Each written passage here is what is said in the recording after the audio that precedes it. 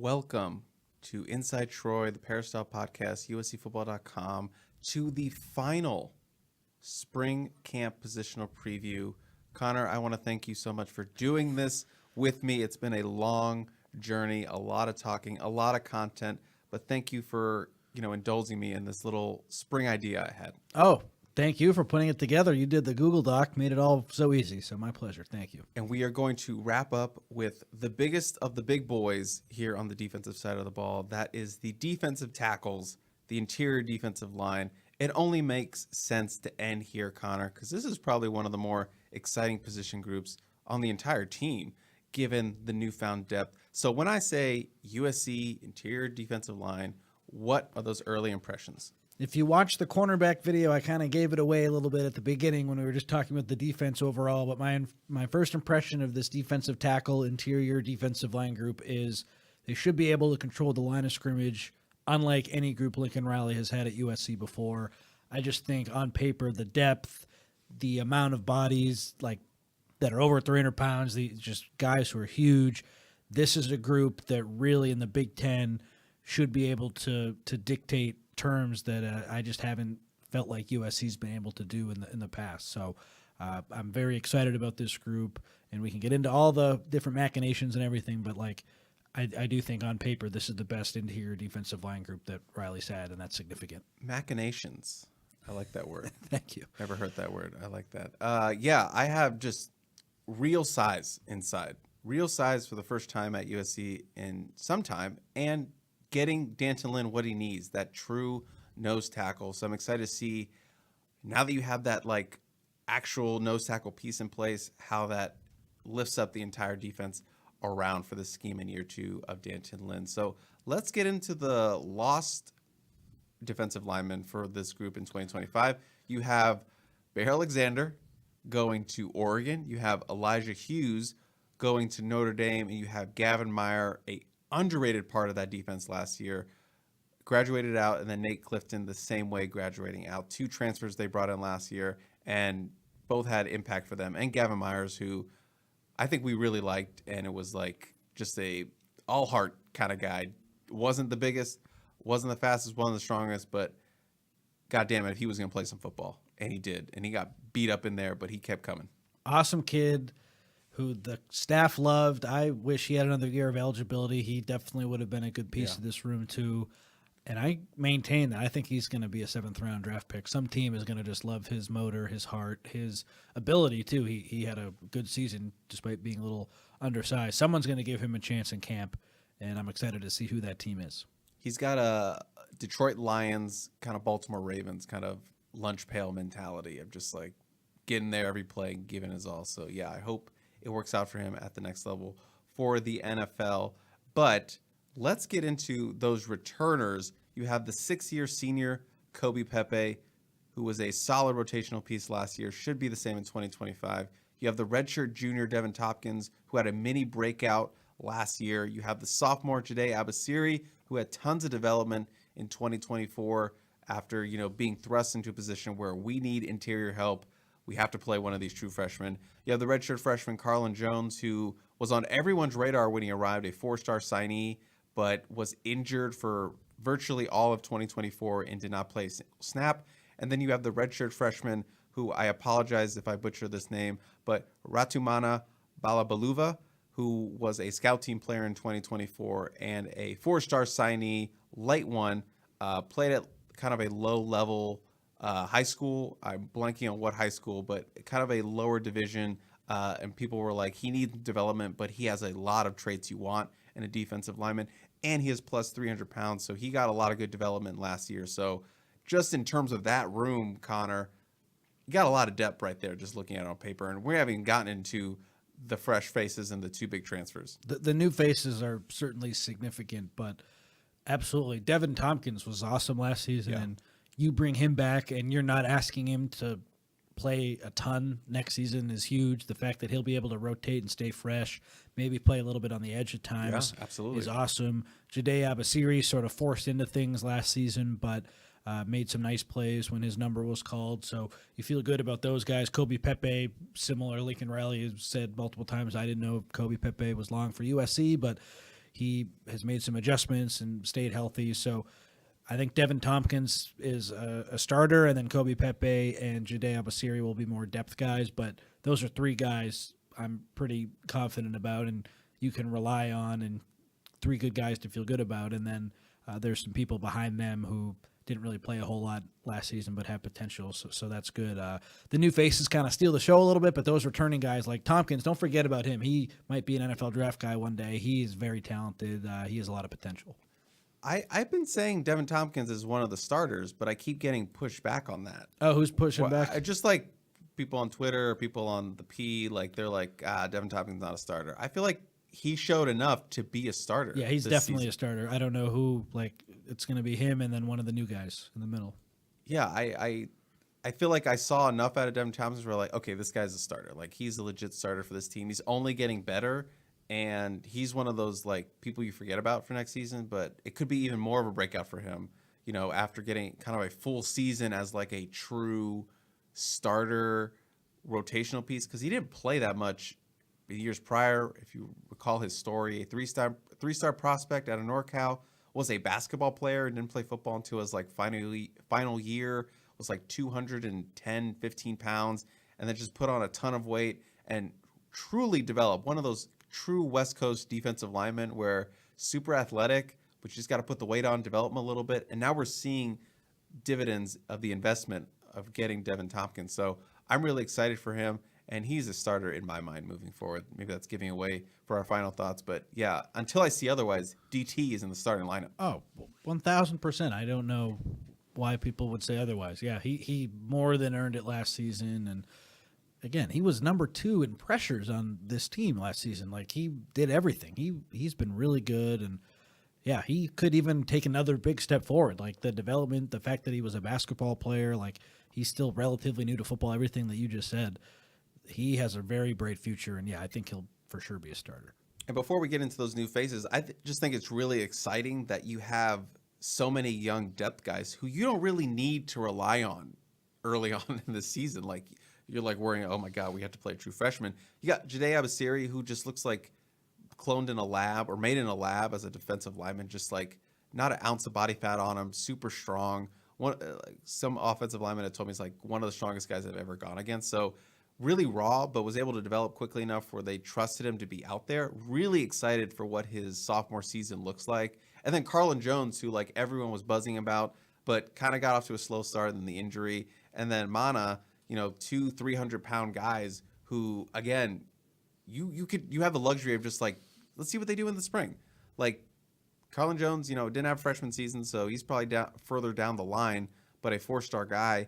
And then Ratu Mana, who spent all season on scout. If he gives you anything at 6'4", 315 pounds, that's great for you. And you don't have to play those guys. You don't need those guys to be true contributors. But I think Jide Abasiri is definitely in the rotation. But you're trying to see out of Carlin Jones and Ratu Mana who's going to step up and say, hey, we need to play. And as well as Kobe Pepe, I don't want to forget about him. I think that was a huge return for them, getting him back, and just he'll be a solid interior guy at the nose tackle, and then at defensive tackle in terms of, you know, those heavier defensive lines they use in the goal line.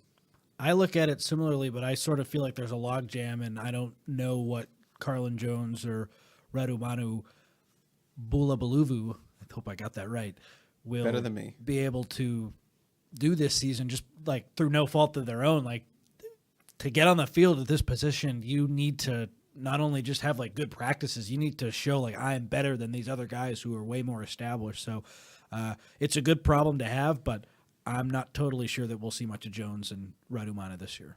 Okay, fair enough, but we'll see what happens in spring. Let's parlay that into the new faces, because those two transfers are kind of the biggest talking point for this room. You have the redshirt senior Keyshawn Silver out of Kentucky, a former 5-star prospect and the #1 transfer portal defensive lineman, according to the 24/7 Sports transfer portal rankings. A not small person at 6'4" and 330 pounds, 23 starts over his last 2 seasons with the Wildcats. You could say it was a trade for Sam Green for Keyshawn Silver. USC needed a big body nose tackle, and they get one here. But they also get a second one And the junior, Jamal Jarrett, by way of Georgia, a 6'5", 350-pound monster, 16 career games during his time with the Georgia Bulldogs. Before I even add the freshman, let's just kind of focus on these two guys because these are kind of the take up a lot of the talking points around the interior defensive line. Two really, really important adds, Connor, in terms of USC did not have a true nose tackle last season. Now you got two guys over 330 pounds. That's massive in its own right. We talked about the starters. I think it's Keyshawn Silver and Devin Tompkins. Is that how you feel? Yeah, I'm in lockstep with you there. Keyshawn Silver, plug and play as far as I'm concerned. I know a lot of people are like, start both Jarrett and Silver, and there'll probably be situations where they have. But I still see that Jamal Jarrett needs a ton of development still. Like 51.5 grade last season, did not grade out particularly well, did not play particularly well. And remember, and I'm not saying this kind of to be as a knock, but Gerard reminds us all the time, like those SEC programs like Georgia, Alabama, they don't let those defensive linemen go. Like they don't let them go easy. And I'm not saying Jamal Jarrett is bad, but I'm saying he still needed a lot of growth to do. Like look at what they did with the defensive lineman, Christian, the guy who entered the portal and then didn't enter the portal. Blanking on his name. Oh, yeah, who was going to go to USC maybe? Yeah, potentially. Blanking on his name. I'm going to find it in a little bit. But Jamal Jarrett, I'm not saying they did not want him to see him go or they didn't care if he left, but they usually want to keep those guys in their program and they'll do whatever it takes.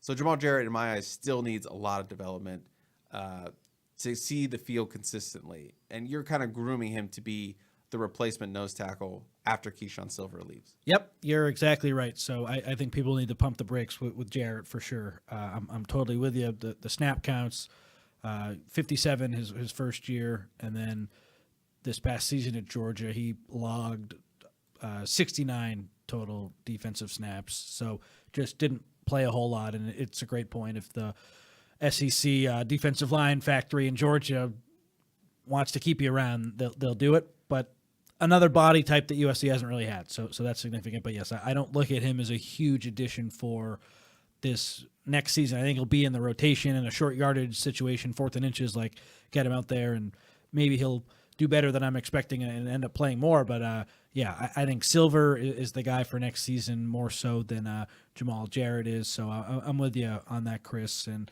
Keyshawn Silver, he was highly coveted, and USC ended up winning the race for him out of the portal, which is big. One other thing I'll say with him, I do think he's a really good player and he's going to help USC, but I don't think he's Derek Harmon. So that's something that we should pay attention to too, where like he's exactly what USC needs, and stick him in the middle of that defensive line to start alongside Devin Tompkins. That's big, but like this is his third school. He hasn't quite lived up to that 5-star billing. To me, he's more of a transfer who is looking for that last NIL deal and hopefully going to get an NFL contract, whereas Derek Harmon, it was more of, yes, I'm going to get a big NIL deal, but like I also am definitely going to be an NFL guy, and he might even be a first-round pick.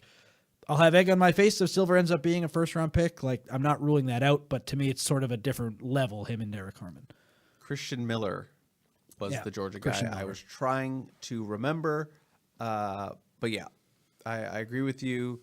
Keyshawn Silver's not Derek Harmon, and we're not trying to say people. I mean, I think people were like, oh, yeah, he's going to be our Derek Harmon. No, he's not that level, but he is super valued just for the point that he is an experienced and true nose tackle. Yeah. USC did not have a true nose tackle last season, and that is going to change the dynamic of Dantelin's scheme and what he wants to do. You need that linchpin 330-pound guy in his defense to kind of eat up those blockers, free up those edge rushers, free up those linebackers coming in. So I think you're going to see a much more productive defensive front as a result of having a guy like Keyshawn Silver. And again, circling back, I do not want to sound like I'm discouraging Jamal Jarrett, but there just needs to be more development for him to see the field. You know, if he gets career high snaps this season after, the limited time he got at Georgia, that'd be a big win.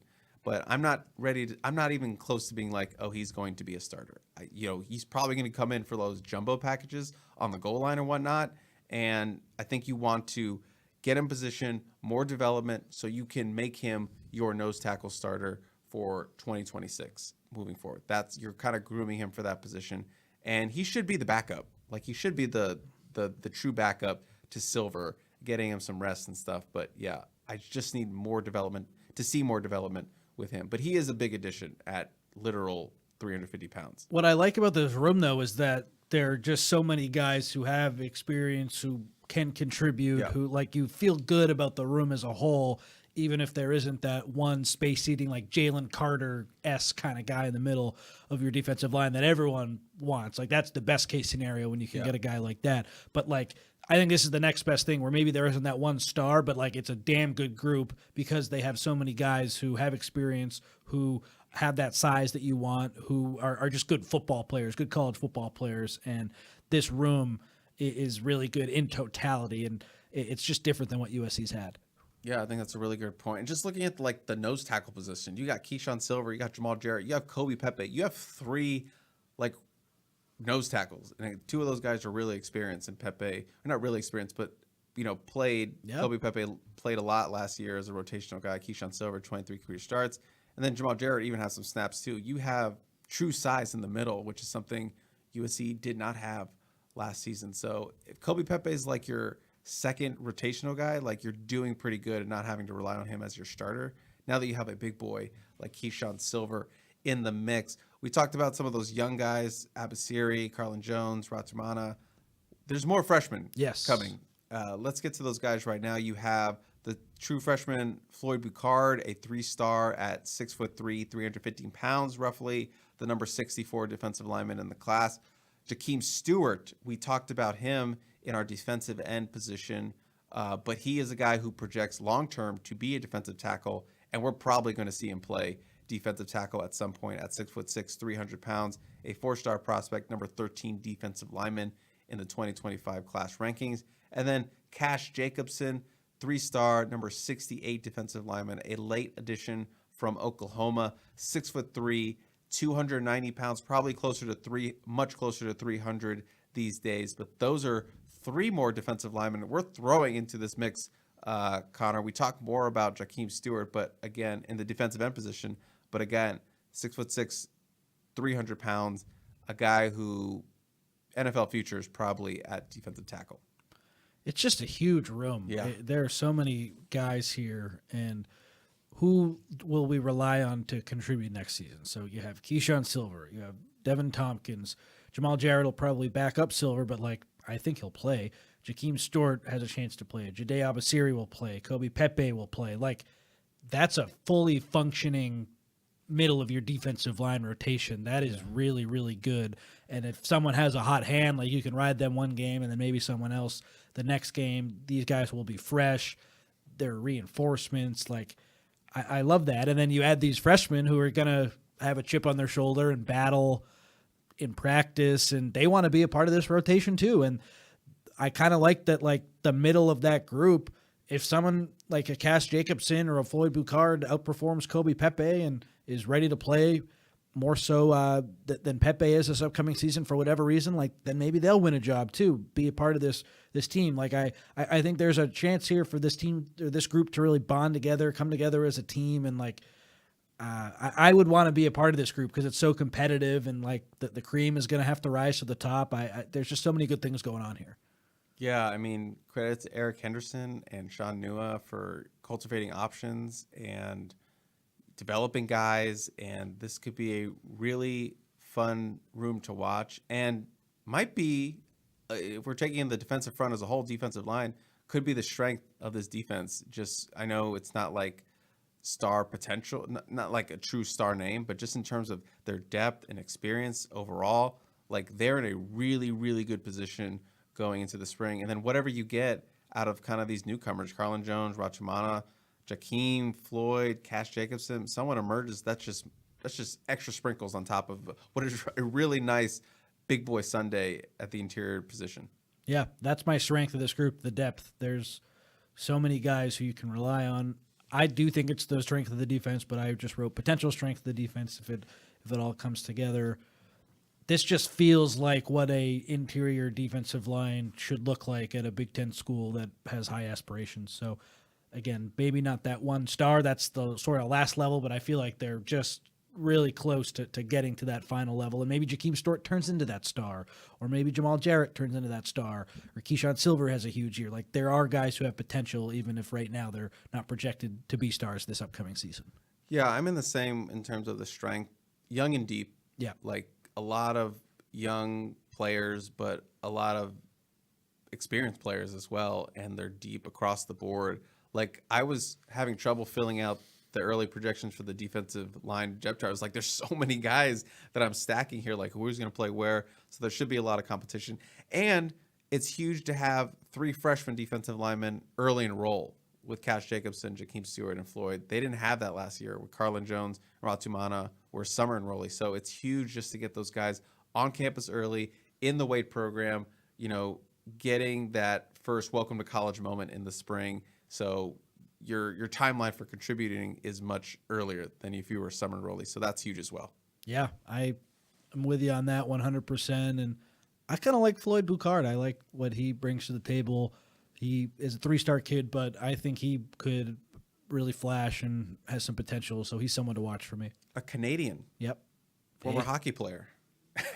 I kind of like Cash Jacobson. Not saying I don't like Floyd Boucard, but Cash Jacobson was the guy who played on the edge, then moved into interior, put on a ton of weight. When I saw him for his official visit, he was a big Connor. He was a big boy at 290. He is a future potential nose tackle for me as well. So I'm really curious to see how much weight he's put on since arriving at USC. So he's one of the first names I'm going to be looking at coming out of the tunnel and seeing where he's laying. Are you 315 right now? Are you 320? You're a big dude. So defensive tackle is his future, but he might even be a nose tackle. So I'm excited to see what he does. Former lacrosse player as well, so he has some athleticism and explosiveness to boot at his size. Was he a goalie? He was not a goalie. Wow. I don't believe so. That's a lot of mass moving around on the lacrosse field. Yeah, 6'3", 290. I think he was like 250 as a lacrosse player, but still, I wouldn't want to be running on that field. Oh no, full speed ahead? No. We set our strength. We had to come back to the weakness. For me, it's just like there's no like clear star. Like there's no like Derek Harmon. I mean, even like going back to like I know the dreaded name Bear Alexander. Like he had kind of that star potential, but it's not really clear here in terms of like I know you're looking at Jakeem Stewart or whatever, but I don't think he's going to be like a star as a true freshman. He could be, but there's no like clear star right now for this interior defensive line. That was mine too. Did the best defensive lineman out of everyone we've talked about leave and Bear Alexander? That would be my worry. There isn't that clear star, but it wasn't like Bear looked like a star last season. He was out of shape and didn't do enough in the offseason to earn a starting role. Like he has his own issues to worry about, but like ceiling, it's pretty damn high on him. So Keyshawn Silver was the number 1 transfer portal defensive lineman this cycle. I think Bear was 2 cycles ago. So, both of those guys do have high ceilings. We'll see. I want someone to emerge, and this group has the potential to have someone do that. But like that's the thing, we don't know who that is. It's not like that linebacker where it's like Eric Gentry is your star. Someone's gonna have to earn that. Someone's gonna have to prove that on the field, and it's gonna have to be somebody, I think, and we'll see. And it's not even like a terrible weakness to have. No. It's okay. That's a good problem to have. Like last year they had no depth and no star. At least now you have. At least now you have depth. At least you have like half the equation. That's it's like great point. You can survive. You can survive with no like clear star. You let your defensive ends and your linebackers be your stars and have your big boys, kind of eat up all those blocks. You don't really need a Derek Harmon to be successful on that front, especially with the talent they have at defensive end, which we already talked about. But yeah, it's not necessarily a terrible weakness to have, but at least you're deep, and that's, I think, the most important part. Yep, I totally agree. Great way to put that. Final thoughts, which is kind of our early projections. So we have, we're just going to be doing nose tackle, defensive tackle, and I guess that other edge spot is kind of a defensive tackle, defensive end spot. So it's kind of, we know it's going to be kind of Anthony Lucas and then whoever's on the other side. So what are your 2 deep for the interior defensive tackle and nose tackle spots? You laid it out nicely. So nose tackle, I have Silver starting, Jamal Jarrett backup, and then at the tackle spot, I have Devin Tompkins starting, and then right now I have Jakeem Stewart behind him. Okay. But Jade Abasiri is in that mix too, and if he has a huge camp, and that means Jakeem has to play more on the edge, like that wouldn't be a surprise to me. So don't overlook Jide Abasiri because he's in there too. But right now I have Jakeem stored above him. Sure. I have Silver and Devin Tompkins. Those are my clear ones for this. I actually have like Kobe Pepe and kind of beating out Jamal Jarrett right now. Wow. Yeah, I mean, I understand Jamal Jarrett's bigger and stuff, but Kobe's actually played in this defense and, has more production at this level, even though it's not, he's a nose tackle, whatever. That's true. So I'm kind of leaning towards the Kobe Pepe of it all. I know people are probably going to be mad, but Jamal Jarrett needs to show me some development. So again, I'm going to see him the first day and be like, okay, I changed my mind. As he's like 9 feet tall. But yeah, let's start with Jamal Jarrett beating out Kobe Pepe for that rotational spot there. But I still think Kobe Pepe is going to play whatever shakes out between Jarrett and Pepe as the backup. And then I still have Jide Abasiri as that defensive tackle spot because I know Jakeem, but I don't disagree with you that Jakeem can be the backup there. But he also can bounce out to defensive end as well. He can move all around this defense, and I expect him to do so. But I think Jide, regardless of who's there, is going to play a lot too. It's tough to put Jakeem Stewart in a spot, and Danton Lynn in the video we did earlier with the defensive ends, I read his quote. He said, we don't even know where he's going to play yet, and he's going to bounce around all over. So just the upside with him is just so appealing. So that's why I have him as that number 2 tackle. But if he's on the edge and he's not a tackle at all, would that surprise anyone? No, he can do anything. All right, let's wrap it up with our final question of the final positional pod series, and that comes from Mile High Anxiety. With the additions of Jarrett and Silver, are we in a better spot at defensive tackle because of depth or the impact those two alone can make? We've answered it already. I say depth. Right. I think it's depth, but I think the impact of what they bring as true nose tackles is also... Yeah. It's like both for me. But if I had to pick one, it's depth, just because you're getting not one, but 2 330-pounders in the middle of your defense. That is incredibly valuable, and you could do a lot of different things with 2 of those guys. Yeah, absolutely. So I sort of said it earlier, and this question lines up to that, but the totality of the room is its biggest strength to me. So that, to me, shows that the depth is really good, so that's how I answer that question. But I mean, I named all the guys earlier, and then you just have a stable of backups too. So it's just really competitive, and I love that. That's how it should be at a big-time college football program. You should have a lot of guys who want to be there, a lot of guys competing, and it's a fairly open competition right now, Chris. Keyshawn Silver didn't come not to play, and Devin Tompkins earned a starting role, but there are guys who can make moves where Jamal Jarrett is going to have a big camp, and Jakeem Stewart will earn a role, and Jide Abasiri, he probably doesn't want to be a rotational guy. He probably wants to start, and Kobe Pepe has a chip on his shoulder. And then you have the younger guys who haven't played at all. There's going to be motivations. It's going to be a really fun offseason to cover that group just because there's a lot of unknowns, but there's so much potential. If you're not putting in dog work, you're not going to play. Yep. You're not going to play for Eric Henderson. He's going to make sure the best players are on the field, regardless of who that is. If that's Kobe Pepe over Keyshawn Silver, so be it. So be it. I don't think it's going to be that, but so be it if that's the case because, yeah, best players are going to play. Who's ever putting in that dog work? I mean, look at last season. They started – who started in the LSU game? It was Gavin and Nate? Yeah. Everyone before the year, myself included, was oh, Bear, for sure, he's the first guy. No, you got to earn it. So I love that. He loves that. That makes him happy, if you will. So here we are, ending on pretty much defensive line, interior, and defensive end. Strength of the team, Connor? I think so. I think the defensive line of scrimmage is the strength of the team. As I said in the linebacker video, I'm a little cautious about them, but this defensive line on paper should allow other position groups on defense to not have to be perfect and, yes, to make plays. Put them in good positions because there should be just a good, consistent push, and that has not been the case at USC here in the Lincoln Riley era. That offensive line the first year was pretty good, but then it was really only Tooley who was doing much on that defensive line. There's just a lot more consistency now, and yeah, I do think it should be the strength. We'll see if it will be. But yeah, if I had to pick like a strength of the team right now, it would be the defensive line, and that's amazing. All right, Connor. I know you're sad to see it end, but this is our final spring 2025 positional preview here. Thank you so much again for doing this with me. Thank you to the listeners who downloaded, watched, or read about these positional previews. Thank you for listening. If you like these and you want to see us do it for the fall, we can do that as well because there will be some changes and additions. So I think it'd be worthwhile to do, but let us know, give us some feedback about how you liked this new spring content and new content in general.